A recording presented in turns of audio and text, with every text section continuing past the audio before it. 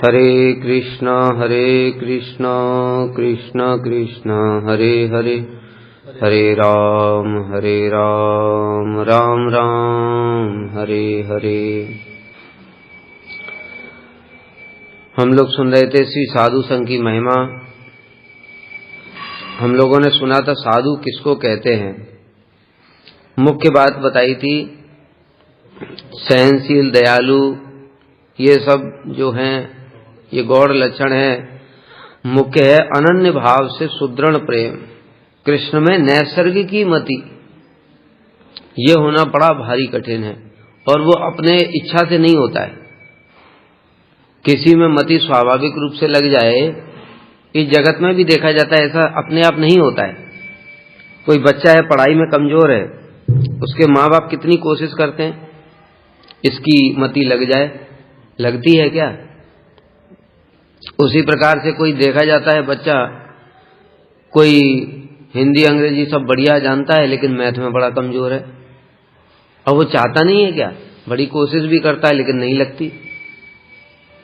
उसी प्रकार से उल्टा भी देखा जाता है कि फिजिक्स, केमिस्ट्री, मैथ, साइंस में बड़ा तेज है लेकिन वो हिंदी इंग्लिश में उसकी मति नहीं लगती है।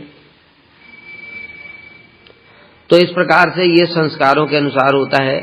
जड़ वस्तुओं में जो पुराने जो कर्म हैं, वो कर्म के अनुसार उसका फल मिलता है कि किसमें मति लगेगी। भक्ति में भी इसी प्रकार से ही है। भक्ति में अनेक जन्मों के संस्कार होते होते तब कृपा होती है। जब कृपा होती है तब मति लगती है। इसका क्या प्रमाण है कि कृपा से ही मति लगेगी? भाई अनेक जन्म से भक्ति कर रहा है, संस्कार बन गए तो मति लग जानी चाहिए ना। सब कुछ संस्कार ही काम कर रहे हैं, कर्म में तो संस्कार ही काम करते हैं। अगर तुम किसी शराबी का संग करते हो तो अगले जन्म में तुम्हारी स्वाभाविक रूप से मति शराब में लगी रहेगी, शराबियों में भी लगी रहेगी। जो पुण्य करता है, दान पुण्य व्रत तप, उसका संग करता है तो उसकी स्वाभाविक मति पुण्य में भी लगी रहेगी। तो इसी प्रकार से जो भक्ति कर रहा है, श्रवण कीर्तन हरि नाम कर रहा है, सेवा कर रहा है, उसके संस्कार बन गए तो स्वाभाविक रूप से उसकी मति लग जानी चाहिए, है ना। लेकिन ऐसा नहीं है, कृपा से ही मति लगेगी। प्रमाण क्या है? प्रमाण है नैसाम मतिस्तावत उरुक्रमांग्री स्पृशति अनर्थापगमो यदर्थ महिषाम पाद्रजो विषेकम निष्किंचना नाम। एक एक शब्द कितना महत्वपूर्ण है। निष्किंचना नाम, ये जो निष्किंचन है किसको बोला गया है? जो एकमात्र कृष्ण को ही अपनी संपत्ति मानते हैं, ये निष्किंचन है। जिनके पास कुछ नहीं है, साधारण रूप से जो शब्द का अर्थ होता है निष्किंचन का मतलब जिसका पास कुछ नहीं है, तो भिखारी पड़ा रहता है वहां, उसके पास क्या है? कुछ है, तो उसकी चरण धूलि में लौटने से भगवान में मति लग जाएगी? नहीं लगेगी। यहां निष्किंचन का मतलब है किंचित मात्र भी जो कृष्ण के अतिरिक्त किसी वस्तु को अपनी संपत्ति मानते ही नहीं है। ये भजन साधन में भी देखा जाता है। जैसे हम लोग देखते हैं, बहुत प्रैक्टिकल चीजें हैं, इन सब चीजों को इतना सूक्ष्म रूप से अगर नहीं समझा तो भजन कहां से कहां पहुंच जाएगा। हम देखते हैं हमको कमरा दिया गया, अब हमको 10 साल हो गए मठ में, कमरा दिया गया, अब वो कमरे को मैं अपना ही मानता हूं। कोई वैष्णव आ जाता है उसको घुसने नहीं देता हूं, आवश्यकता पड़ने पर भी किसी को आने नहीं देता हूं। अब ये क्या है? ये निष्किंचन हुआ। दूसरी ओर जो निष्किंचन है वो क्या मानेगा? ये कमरा तो मेरा था ही नहीं, मुझे कृपा करके इन लोगों ने प्रदान किया, अभी वैष्णव आए, मेरा कितना सौभाग्य है, मैं भले ही जमीन पर सो जाऊंगा, इन लोगों को बिस्तर दूंगा। या फिर चलो मुझसे छोटे भी हैं तो फिर ये नीचे सो जाएंगे, मैं ऊपर बेड पे सो जाऊंगा, लेकिन इनको यथा योग्य सम्मान तो दूंगा। ऐसा भावना होनी चाहिए। लेकिन हमने बहुत देखा है, बहुत ज्यादा, अधिकतर लोग मेरा कमरा मतलब बहुत, उससे भी बहुत छोटी छोटी, मेरी बाल्टी, वो भी नहीं देंगे किसी को। अब ये क्या निष्किंचन बनेंगे? भगवान जाने और ये जाने। हमारा तो अधिकार नहीं है किसी में कमेंट करने का, लेकिन ये जरूर है कि ये बहुत गलत दिशा में जा रहे हैं। क्योंकि जैसे जैसे भजन बढ़ता है तो निष्किंचन होता है वो, मतलब ये माला जो गुरुजी ने दिया ये मेरी है, बाकी सब तुम्हारा है, क्योंकि ये तो मेरी है। ऐसी भावना होनी चाहिए, जो गुरुजी ने मुझे माला दी है वही मेरी संपत्ति है, उसके अतिरिक्त मेरा कुछ भी संपत्ति नहीं है, बाकी सब सेवा के लिए मिला है। अगर दूसरे वैष्णवों की सेवा उससे हो रही है तो उसको दे दूंगा मैं। इस प्रकार की भावना होनी चाहिए, लेकिन नहीं हो पाती, बड़ा मुश्किल है, क्योंकि संस्कार हैं उसी प्रकार के स्वार्थ वाले, भोग वाले, सब चीज मेरी भोग की है, बहुत ज्यादा देखा जाता है इधर। अभी धीरे धीरे रहोगे तब पता चलेगा। तो निष्किंचना नाम, ऐसे निष्किंचन वैष्णव, अब जो केवल हरि नाम मतलब माला जो है गुरुजी ने प्रदान की उसको अपनी संपत्ति मानता है, ये केवल कृष्ण को ही अपनी संपत्ति मानेगा और किसी वस्तु को अपनी संपत्ति नहीं मान सकती। क्योंकि हरिनाम माला क्या है, साक्षात राधा कृष्ण ही तो हैं। गुरुजी ने इस स्वरूप में साक्षात राधा कृष्ण को ही तो प्रदान किया है। हरिनाम और क्या है, मंत्र क्या है, मंत्र स्वयं कृष्ण का स्वरूप है। ये सब हमारी संपत्ति है, और बाकी सब जो बाह्य चीजें दिख रही हैं, यहां तक के वस्त्र भी, ये सब भी हमारे नहीं है, ये भी तो किसी ने दिए, गुरुजी ने दिए, वैष्णवों ने दिए, तो वो भी हमारी संपत्ति नहीं है। तो इसलिए वो भी अगर कोई ले लेता है तो उससे लड़ने की जरूरत नहीं है, बोल दो भाई ये मेरा है। अगर नहीं दे रहा है तो कोई बात नहीं, दूसरा ले लेंगे, तुम ही पहनो, फिर क्या करें। नहीं दे रहा है तो मेरा तो था ही नहीं, पर यह है कि मैं पहन रहा था तो इसलिए आपको नहीं दे सकता हूं, लेकिन आप मान ही नहीं रहे हो तो फिर क्या करो, झगड़ा करने की जरूरत ही नहीं है। हरे कृष्णा, दूसरा ले लेंगे। इस प्रकार से ही होना चाहिए, और सब समय कृष्ण को और अपनी माला को ही संपत्ति मानना चाहिए। किसी कारण से अगर कभी मुझे, जैसे हमारे गुरुवर्ग ने आदर्श दिखाया, परम गुरुदेव ने, मठ छोड़ना पड़ गया, तो मैं केवल अपनी माला को लेकर ही जाऊंगा, अन्य किसी वस्तु मेरी है ही नहीं, कभी थी ही नहीं। और उसका विपरीत देखा जाता है, माला से तो कोई मतलब नहीं है किसी को, और बाकी चीजों के लिए झगड़े हो रहे हैं, कोर्ट कचहरी केस, ये सब क्यों हो रहा है? ये तो माला के लिए तो हमने देखा नहीं किसी ने कोर्ट में केस किया हो कि इसने मेरी माला ले ली है, जज साहब इसको मेरी माला दिलाइए। ये विचार करने वाली चीजें हैं। विचार करने वाली मतलब लक्ष्य करने वाली। भजन साधन के प्रारंभ से इन वस्तुओं को लक्ष्य बनाओगे तो संस्कार वैसे ही बनेंगे और आगे जाके कोई समस्या नहीं होगी, सब समय आनंद में रहेगा। क्योंकि जिसने माला कोई संपत्ति मान लिया है उसको माला कोई लेता नहीं है। हमने आज तक देखा नहीं किसी ने किसी की माला के लिए कोई इस प्रकार की परेशानियां पैदा हुई हो। बाकी सबके लिए परेशानियां, टेबल है उसके लिए भी परेशानी है। कोई सीनियर आ गया, मुझे चाहिए, दे दो भैया, लो, हमारी तो थी नहीं, आप ले लो, हम जमीन पर बैठ के पढ़ लेंगे, उसमें क्या परेशानी है। घर में तो जमीन पर बैठ कर ही पढ़े थे हम। कुछ भी हो, कमरा है ये, कुछ भी सब। तो इस प्रकार से नैसाम मतिस्तावत उरुक्रम आंग्री, मति उरुक्रम भगवान में कैसे लगेगी? महिषाम पादरजोभिषेकम निष्किंचना नाम।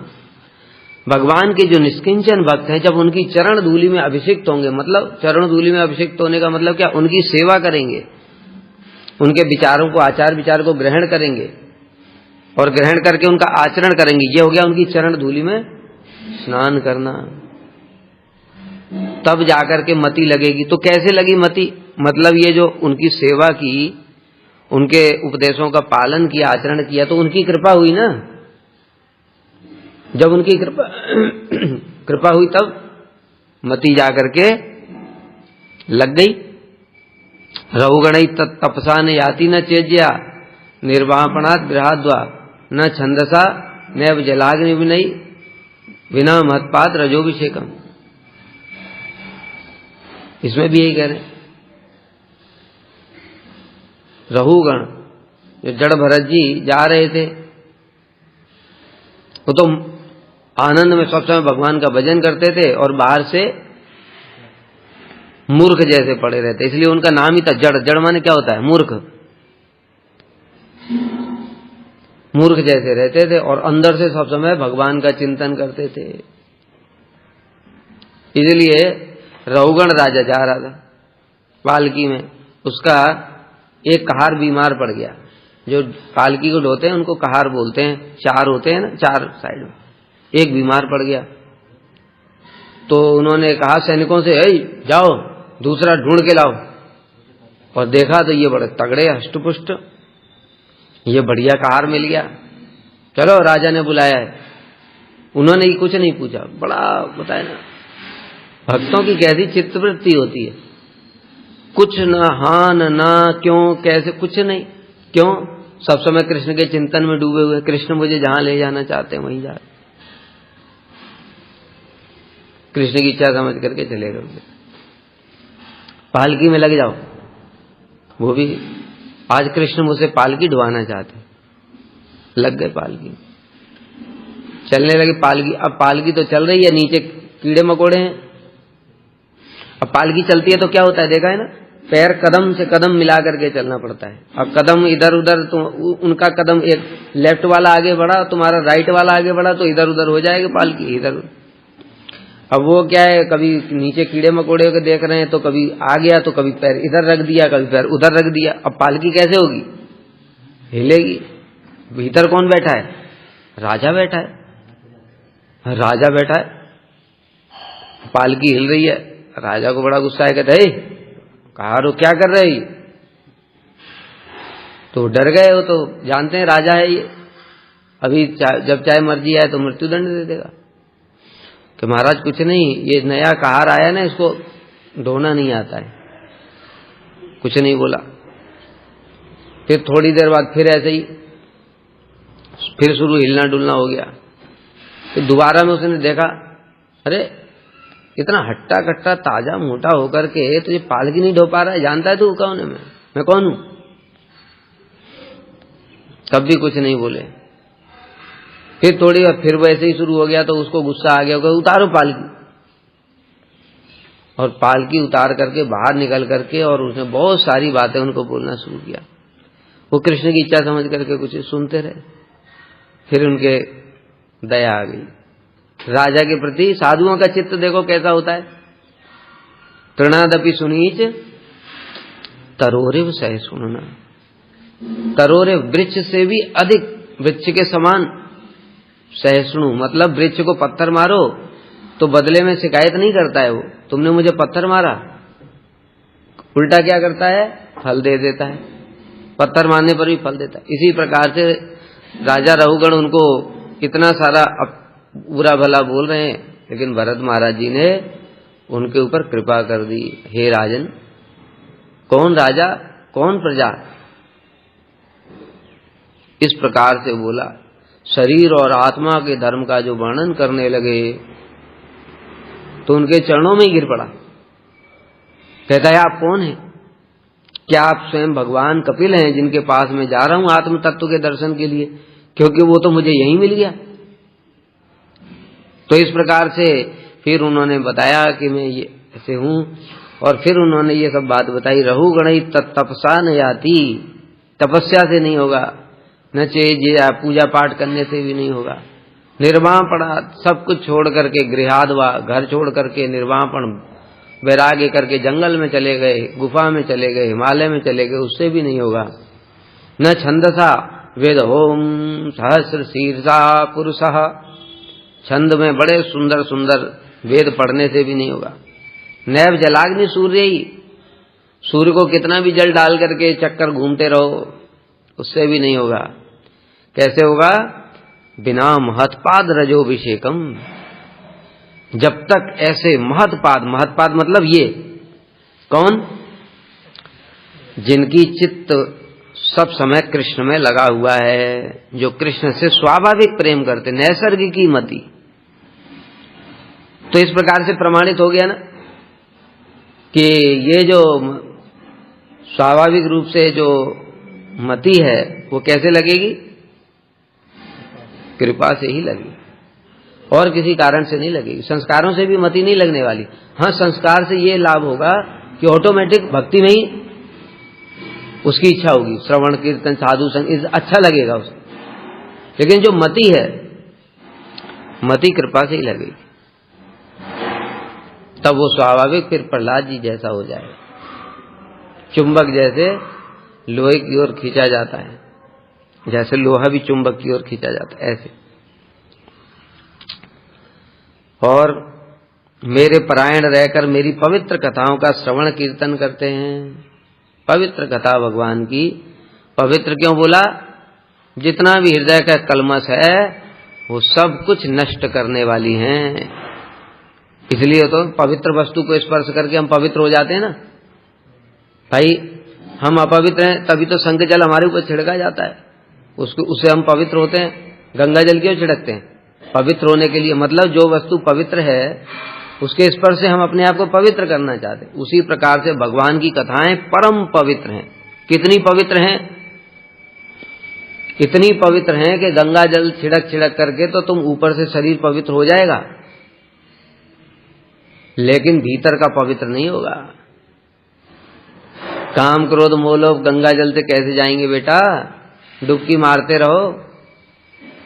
जो पंडे गंगा जी के तट पर रहते हैं, दिन रात उसमें डुबकी मारते हैं, और जब कोई आता है कुछ कराने के लिए,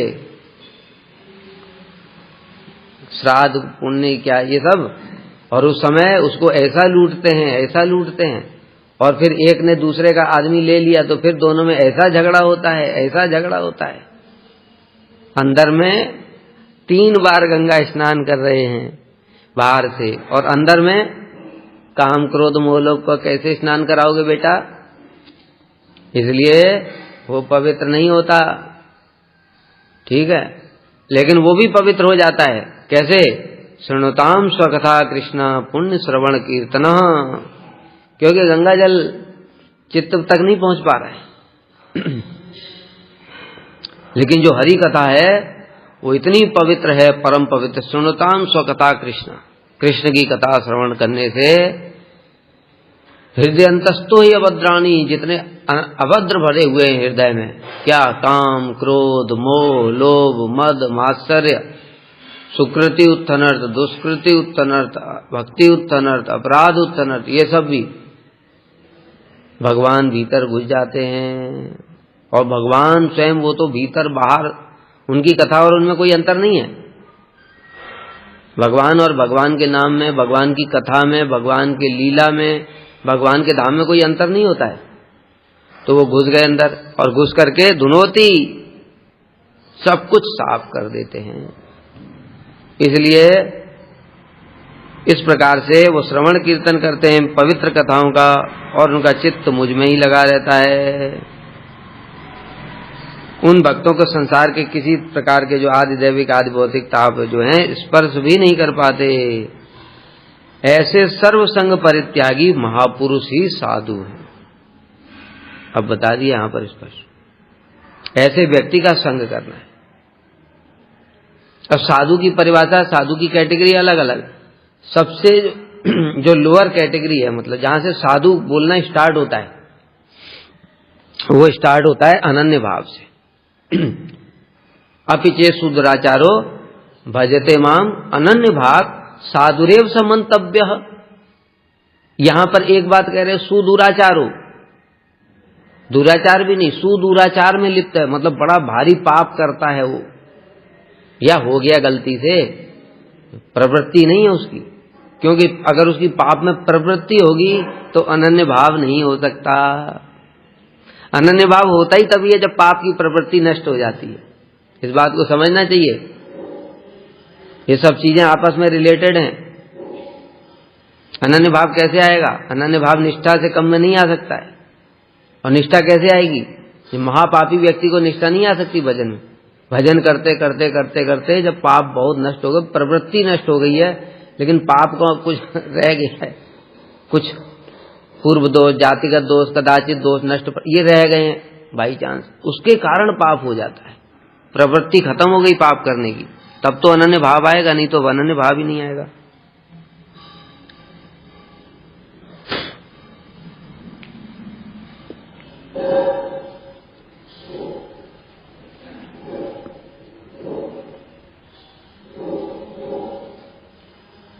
तो इसलिए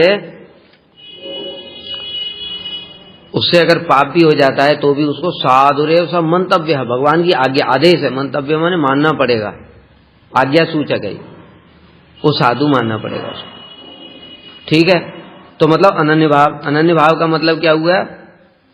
अनन्य भाव कृष्ण के अतिरिक्त अन्य किसी की पूजा नहीं करता, भक्ति के अतिरिक्त कर्म ज्ञान योग का आश्रय नहीं लेता, और भगवान की सेवा के अतिरिक्त अन्य कोई कामना नहीं है। जिसकी भगवान की सेवा के अतिरिक्त कोई कामना नहीं है, उसकी कितनी ऊंची स्थिति है। हमारे अंदर कितनी सारी कामनाएं, तो इसलिए वो साधु है, वो सबसे नीचे वाला साधु है। साधुओं का लेवल यहां से शुरू होता है और कहां तक जाता है? कहां तक जाता है? गोपियां सर्वोत्तम साधु हैं।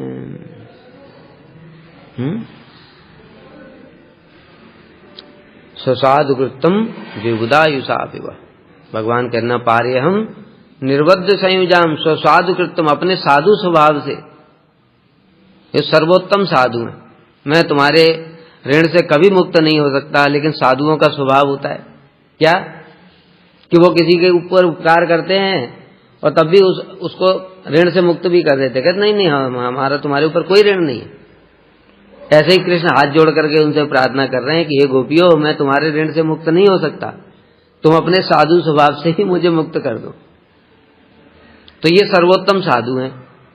और उसमें ये एक तो फिर, लेकिन जो ऐसा सुदुराचारी व्यक्ति है उसका हम संग नहीं करेंगे। साधु तो है वो, लेकिन दुराचार कर देता है, उसका अब संग नहीं करेंगे। तो संग फिर कैसे लोगों का करना? इन प्रकार के लोगों का। इसलिए यहां पर दूसरे साधु बताए गए हैं जो सर्वसंग परित्यागी।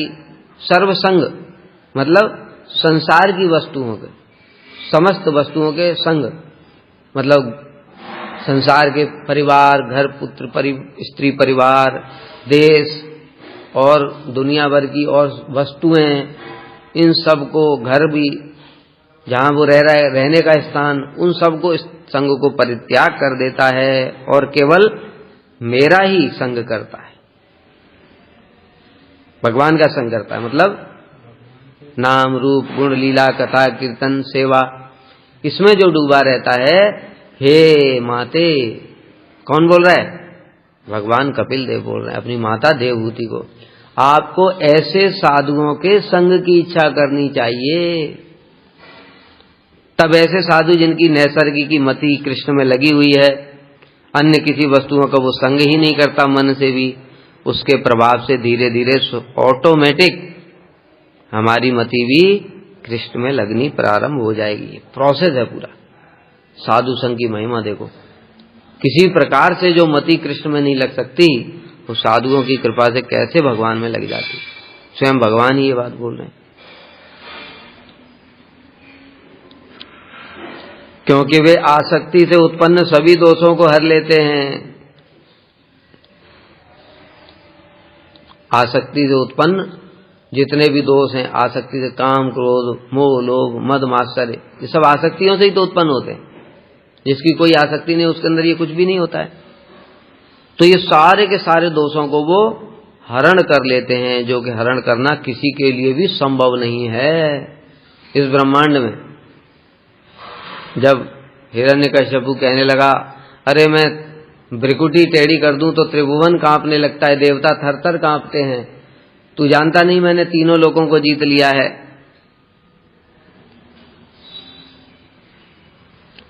तो प्रहलाद जी कहने लगे, हे राजन, तुमने अपने अंदर के 6 शत्रुओं को तो जीत नहीं पाए, तो तुम दिग्विजयी या तीनों लोगों को क्या जीतोगे? अरे तुम पहले अगर अपने आप को जीत लेते तो जीत लेते सबको। दूसरी ओर जो साधु पुरुष होते हैं वो अपने अंदर के इन 6 शत्रुओं को जीत करके दिग्विजयी हो जाते हैं। उपदेशामृत का पहला श्लोक तो यही है, वाचो वेगम मनसा क्रोध वेगम जीवा वेगम उदरपस्त वेगम एतान वेगान यो विसहेत धीरा। जो इन 6 वेगों को जीत लेता है धीर पुरुष, सर्वाम अपि माम पृथ्वीम सस्यात, वो जगत गुरु हो जाता है। तो इसलिए सतांग प्रसंगान मम वीर संविदो भवंत हृत्कर्ण रसायना कथा तज्जोषणा तासु अपवर्ग वर्तमनी श्रद्धा रति भक्तिर अनुक्रमिष्यति।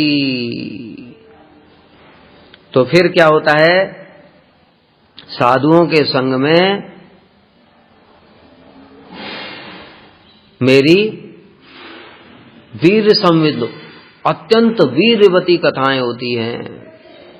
और उन वीरवती क्यों बताया, अभी जो बताया वीरवती, क्योंकि वो जो गंगा जल है वो तुमको पेनिट्रेट करके चित्त में नहीं घुसेगा, लेकिन ये जो कथाएं हैं ये तुम्हारे कान के माध्यम से भीतर चली गई चित्त में। सूक्ष्म क्या है, मन बुद्धि अहंकार चित्त, ये सूक्ष्म है, इसको कोई स्थूल वस्तु स्पर्श नहीं कर सकती है। और हरि कथा उससे भी सूक्ष्म है, ठीक है। जो जितना सूक्ष्म है वो दूसरे के अंदर घुस सकता है, इसलिए वो चित्त में बुद्धि में मन में सब में घुस करके और सबको धुनोती, सबको साफ कर देती है। यही एक ऐसा सर्फ एक्सेल है जो कि सूक्ष्म शरीर को छोड़ो, आत्मा से भी सूक्ष्म है, वो आत्मा को भी रगड़ देता है, क्योंकि आत्मा का भी तो कलुषित हो गया है ना। कृष्ण भैरव गैया भोग वांछा किसने करी थी, आत्मा ने करी थी। तो आत्मा के अंदर भी है प्रवृत्ति भोग की, ठीक है। उससे फिर मन बुद्धि अहंकार चित्त में हो गई ये सब। मूल तो आत्मा ही था भोग करने के लिए, भोग की इच्छा करी थी, इसलिए इनको भी रगड़ेगा, साथ में आत्मा को भी रगड़ेगा, और आत्मा को भी रगड़ करके सेवा वृत्ति उत्पन्न कर देगा। सतांग प्रसंगान, साधु संग में। कैसे साधु, ऐसे साधु जिनका चित्त सब समय कृष्ण में लगा हुआ है। वीर संवदी, इतनी वीरवती कथाएं, महाशक्तिशाली कथाएं होती हैं। और हृत्कर्ण रसायना, कानों के लिए वो रसायन स्वरूप होती है। रसायन मतलब अमृत। महाप्रभु के सामने प्रताप रुद्र को महाप्रभु ने मना कर दिया, मैं इसको दर्शन नहीं दूंगा विषय को। सब लोग कह रहे हैं प्रभु ये तो आपका भक्त है। बिल्कुल प्रभु बहुत स्ट्रिक्ट है, बिल्कुल नहीं। और तुम लोग ठीक है ज्यादा कर रहे हो तो इसके बेटे को भेज दो। उसको बेटे को कृपा कर दी महाप्रभु ने। प्रताप रुद्र के अब सोच रहे कैसे, भक्त लोग तो चतुर होते हैं, भगवान की भी कमजोरी जानते हो, इसलिए उन्होंने प्रताप रुद्र को आइडिया दिया, एक वस्त्र पहन करके, धोती पहन करके, और जब प्रभु विश्राम कर रहे होंगे रथ यात्रा के समय, प्रभु कीर्तन करते थे आवेश होकर के, तब थक जाते थे। और फिर वो कौन सा बगीचा है, उद्यान, जगन्नाथ वल्लभ उद्यान में प्रभु विश्राम कर रहे हैं एक पेड़ के नीचे। उसी समय प्रताप रुद्र पहुंच गए और जयति तेदिकम, महाप्रभु को इतना आनंद हुआ। हृत्कर्ण रसायन, क्योंकि कानन के लिए ये अत्यंत आनंद प्रदान करने वाली थी। आंखें बंद हैं, शरीर थका हुआ है, लेकिन आनंद हो रहा है, इसलिए कहने लगे ये मेरे हृदय में कौन मेरे कानों में अमृत घोल रहा है, और सुनाओ और सुनाओ। तो प्रताप रुद्र ने बोला तब कथामृतम तप्त जीवनम कवि विरीडितम कल्मषापहम श्रवण मंगलम श्रीमदाततम भुवि गृह्णन्ति ये भूरिदा जना। इसमें भी यही बात बताइए, सतांग प्रसंगान वाली। तब कथामृतम, आपकी जो कथा रूपी अमृत है, तप्त जीवनम, तो तप्त जीवनम मतलब एक तो ये सामान्य अर्थ हो गया कि जो इस जगत में आदि दैविक, आदि भौतिक, आध्यात्मिक 3 तापों से दग्ध हो रहे हैं, उनके लिए अमृत स्वरूप होती है, उनके ताप को शांत कर देती, जीवन प्रदान करने वाली। और दूसरा गोपियों के लिए जो कृष्ण के विरह में ही जो ताप सहन कर रही हैं विरह का, उनके लिए उनकी कथा ही अमृत स्वरूप है, इसलिए तो प्राण नहीं त्याग पाती। अब इधर प्राण निकल भी रहा है लेकिन अमृत भी मिल रहा है, तो अमृत मरने ही नहीं देता है और प्राण धारण भी नहीं हो रहे हैं, बड़ी विचित्र दशा को प्राप्त हो जाती हैं। ठीक है, तब कभी भी रीडतम, कभी भी मतलब जो बड़े विद्वान लोग हैं उन्होंने ऐसा बोला है, कलमशाप हम समस्त कलमशों का नाश करने वाली है। बताया कलमश जो काम क्रोध मोह लोभ इत्यादि, श्रवण मंगलम श्रीमदाततम, और उसका श्रवण अत्यंत ही मंगलकारी, मतलब मंगलों में भी समस्त मंगल प्रदान करने वाला है। और भुव गिणंती है भूरिदा जना, जो उसको प्रदान करते हैं वो सर्वोत्तम दानी वही है। तो इस प्रकार से वीर संविदो भवंत ऋत कर्ण रसायन कथा महाप्रभु उनको उठे और उनको प्रताप रुद्र को आलिंगन कर लिया। उनको नहीं दिख रहा है कि ये विषयी है कि कौन है, राजा है कौन है, इतने प्रेम में आविष्ट हो गए। तो कथा के द्वारा ही प्रभु वशीभूत हो गए और प्रताप रुद्र के ऊपर में कृपा भी कर दी। तो ये जो कथा है ये इस प्रकार से सूक्ष्म है जो भगवान को भी वशीभूत कर देती है। और तो क्या बताएं, भगवान की कथा तो साक्षात भगवान ही है। तो भागवत का जो आता है ना, ये जो महात्म्य, उसमें वर्णन है कथा से ही भगवान प्रकट हो गए।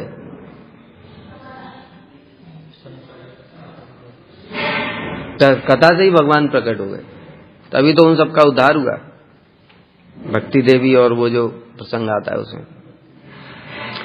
तो इस प्रकार से वीर संबिंदो भवंत हृत कर्ण रसायना कथा, कानों के लिए रसायन स्वरूप आनंद अमृत प्रदान करने वाली वो कथाएं होती हैं। तज्जोषणात्, उनको जोषणात् मतलब सेवन करने से, सेवन करना यहाँ बड़ा मुख्य है। सेवन करने का मतलब क्या है, जैसे हम लोग कह रहे सेवा कर रहे हैं, कथा की कौन सी सेवा होती है भाई, कहते हैं हाँ सेवा होती है। पहला ध्यान पूर्वक सुनना है, ये एक लेवल की सेवा। दूसरा सुन करके उसको धारण करना है, दूसरे लेवल की सेवा। तीसरा धारण करके उनको आचरण करना है, ये तीसरे लेवल की सेवा। अब जो जिस लेवल की सेवा करेगा कथाओं की, उसका चित्त भी उतनी मात्रा में ही मार्जित होगा। जो केवल सुन करके निकल गया उसको भी कुछ तो फल मिलेगा ही, लेकिन जो और ध्यान पूर्वक सुनेगा उसको ज्यादा फल मिलेगा। जो उनको धारण भी कर लेगा उसको और ज्यादा, और जो आचरण करेगा उसको पूरा फल प्राप्त होगा। तो ये जोषणा सेवा करनी पड़ेगी। आशु अपवर्ग वर्तमनी, ऐसा करने से शीघ्र ही अपवर्ग वर्तमनी, अपवर्ग को भी अत्यंत तुच्छ कर देने वाली, मोक्ष को भी। पहले मेरे चरणों में श्रद्धा उत्पन्न होती है, फिर रति भाव उत्पन्न होता है, और फिर प्रेम भक्ति उत्पन्न हो जाती, प्रेमा भक्ति उत्पन्न हो जाती कथाओं से। इसलिए इस प्रकार से यहां पर भी कह रहे हैं कि भक्तों के समागम से भक्ति शून्य हृदय में भी भक्ति रस का भली भांति संचार हो जाता है। कैसे हुआ? भक्तों के संग से। अर्थात जिनका हृदय शून्य मार्ग में भ्रमण करके माया रूपी मरीचिका की छलना से भ्रांत है, उनका हृदय भी नित्य आनंदमय भक्ति रस से पूर्ण हो जाता है। जो बैरागी लोग हैं वो भी, उनका भी इस प्रकार मृत भी अमृत में बदल जाता है। मृत मतलब जो संसार है जो, वो कैसा है? मृत है। सब चीज यहाँ पर जड़ है, और वो भी कैसी हो जाता है? फिर वो अमृत में बदल जाता है। अर्थात वही कथाओं का सेवन करने से वो अमृतत्व को प्राप्त कर लेता है। अर्थात मृत स्वरूप या मर्त्य देह भगवान की सेवा के उपयोगी अमृत स्वरूप में परिवर्तित हो जाती है। चिन्मय शरीर प्राप्त करके भगवान का सेवा करता है। विपत्ति भी संपत्ति में बदल जाती है। बता ही दिया, विपत्ति इस जगत में सबसे बड़ी विपत्ति क्या है? मृत्यु। बाकी तो है ही आदि दैविक, आदि भौतिक, आदि आध्यात्मिक। और फिर वो मृत्यु भी किसमें बदल जाती? संपत्ति, मतलब वो अमर हो जाता है, भगवान के धाम चला जाता है और उसमें किसी प्रकार की मृत्यु नहीं होती, वहां से संपत्ति में परिवर्तित हो जाती है भगवान के ऐसे साधुओं का संग करने से। गोप कुमार को ही देखो, मृत थे कि नहीं, लेकिन साधु संग से वो अमृत हो गए। गुरुजी ने वरदान दे दिया, तुम्हारा शरीर ऐसे ही रहेगा, नष्ट ही नहीं होगा। ये वरदान प्राप्त करने के लिए हिरण्यकश्यपु ने एक पैर के अंगूठे के ऊपर खड़े होकर के और न भूतो न भविष्यति ऐसी तपस्या करी थी कि चींटियां दीमक सब उसको शरीर को खा गए थे, तब भी मिला ऐसा वरदान। ये तो साधु संग से उनको ऐसे ही मिल गया। देखा, जो पहले भी जो बात गई थी, परम अद्भुतम, तर्क से अतीत है ये बात कि जो ब्रह्मा और शिव भी जो वरदान दे नहीं रहे हैं वो साधु ने दे दिया। अब ब्रह्मा जी शिव जी आकर के पूछ नहीं सकते उनसे कि एक बात बताओ भैया, हम यहाँ अथॉरिटी बैठे हैं और हम तो आज तक किसी को ये वरदान नहीं दे पाए, तुमने कैसे दे दिया? उसे कुछ किया ही नहीं तो बालक ने, और ये खाली आकर के थोड़ा पानी पिला देता था तुमको, तो तुमने वरदान दे दिया। कोई चैलेंज कर सकता है उनको? तभी कह रहे हैं परम अद्भुतम, तर्क से अतीत है, कोई चुनौती नहीं दे सकता। यहां तक कि जब भगवान भी नहीं कुछ बोल रहे हैं, भगवान ने कुछ आकर के बोला कि तुमने ऐसा क्यों कर दिया? उल्टा भगवान क्या कह रहे हैं, अरे मैं ही तो था, उस स्वरूप में मैं ही तो था, तुम्हारे गुरु स्वरूप में। तो इसलिए भाई साधु की जो महिमा है वो तर्क से भी अतीत है। इस प्रकार से भक्ति के विघ्न नष्ट होने पर स्वाभाविक भक्ति संपत्ति उत्पन्न हो जाती है। साधु संग करते करते पहले चित्त शुद्ध होगा। नष्ट प्रायेषु अभद्रेषु नित्यम भागवत सेवया भगवती उत्तम श्लोके भक्तिर भवती नैष्ठिकी। ये दो श्लोक साथ ही हैं। शृणुताम स्वकथा, पहले कथा सुनी, कथा सुनते सुनते धीरे धीरे उनका आचरण करेंगे, आचरण करते फिर कान में धीरे धीरे भीतर में भगवान चले गए, चल करके धीरे धीरे सफाई चल रही है, अभियान चल रहा है। गंदगी बहुत अनंत काल की है, कितने ब्रह्मांडों में घूम करके आए, काम क्रोध मोह ले बढ़ाते बढ़ाते, इसलिए धीरे भगवान को थोड़ा टाइम लग रहा है सफाई चलने में। सफाई करते करते फिर नष्ट प्रायेषु 80-90% साफ सफाई हो गई है। जो 80-90% सफाई हो गई, देखो तो पूरा एकदम फर्श, पूरा जो कोयला जहां पर रहता है उसको, घर में जिसमें कोयला रखते हैं उसको साफ ही नहीं किया, पूरा काला हो गया। अब उसको जब सारा कोयला निकाल दिया, फिर पानी मारा, फिर झाड़ू मारा, फिर पानी मारा, फिर ऐसे करते करते जब 70-80 तो फिर फर्श थोड़ा दिखना शुरू होता है। तो उसी प्रकार से जब नष्ट प्राय हो जाते हैं तो फिर फर्श थोड़ा चित्त दिखता है मार्जित होते होते। नित्यम भागवत सेवया, इस प्रकार से नित्यम भागवत सेवया, भागवत मतलब साधु, साधुओं की सेवा, यही साधु संग, और भागवत मतलब ग्रंथ भागवत, दोनों। भगवती उत्तम श्लोके भक्तिर भवती नैष्ठिकी, निष्ठा उत्पन्न हो जाती है। निष्ठा मतलब भगवान के अलावा और कोई मेरा मंगल नहीं कर सकता, भगवान की भक्ति के अतिरिक्त और कुछ नहीं करूंगा। इस प्रकार से स्वाभाविक भक्ति संपद उदित होती है।